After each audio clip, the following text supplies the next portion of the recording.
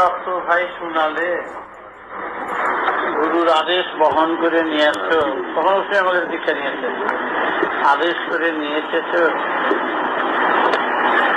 এখানে যত সাধক সাধনা করে হয় সাধক, আর যার আদেশ বহন করে তিনি আমার কাছে নিয়ে এসেছো, তিনি সাধনা এখানে করার প্রয়োজন। সব সাধনা শেষ করে তিনি আমাদের কাছে এসেছেন। তাই তুমি যার আশ্রয় পেয়েছ, আমাকেও সেখানে পৌঁছে দাও আমার বার্তা। তিনি হচ্ছেন ভেতর থেকেই, জন্মের থেকেই তিনি নিয়ে এসেছেন সে সুর। তিনি সুরের মহাকর্মী। সুর থেকে, খনিজ থেকে তিনি খনিজ দ্রব্য তুলে সবার কাছে পৌঁছিয়ে দিচ্ছেন। এই মহাকাশের মহান কর্মীকে জানাও আমার অন্তরের সেবা, অন্তরের প্রার্থনা।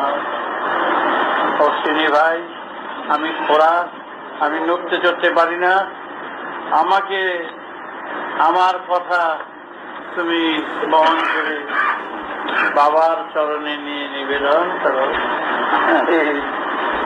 ললিত সাধু অশ্বিনী দেওয়ান বলে, ভাই ললিত, যতই ডুবি ততই অতল, যতই খুঁজি ততই অতল। এই শুধু বলছি, এই যে অসীমের গানই করে, সীমার মাঝে থেকেও সীমাবিহীনের চুলে তিনি নিজেকে আত্মোৎসর্গ করে সবাইকে সেই পথের পথিক করে দিচ্ছেন।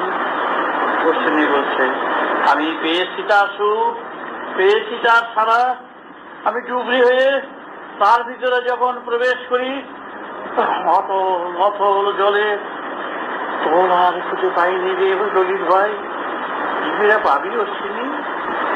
এই যে বিশ্বের খনির, আরে কর্মী না মালিক তা তো বলতে পারছি না, বিশ্বের খনির সব যার হাতে, সে তো মালিকও হতে পারে, সে বৃহৎ কর্মীও হতে পারে।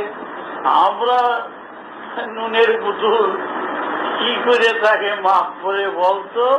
মাপতে গেলে করে যাব, নুনের পুতুল খুলে যাবে। ভাই হচ্ছে শুধু দুই হাত তুলে তার স্মরণ কর, আর কিছু প্রয়োজন। তিনি আদেশ শুধু আমরা বহনকারী।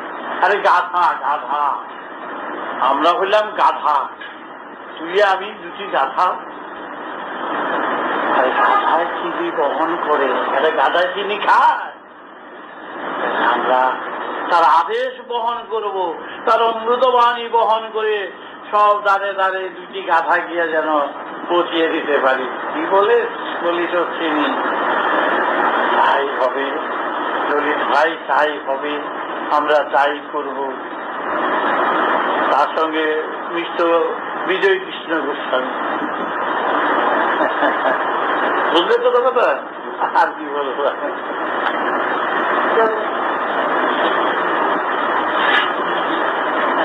ভাল লাগছে?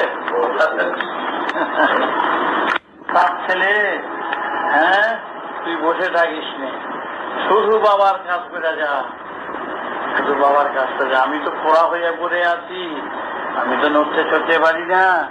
বাবা যেন আমার অন্তর দিয়ে কাজ, অন্তর জ্বলা প্রেম দিয়ে যেন তিনি কাজ করে আনেন।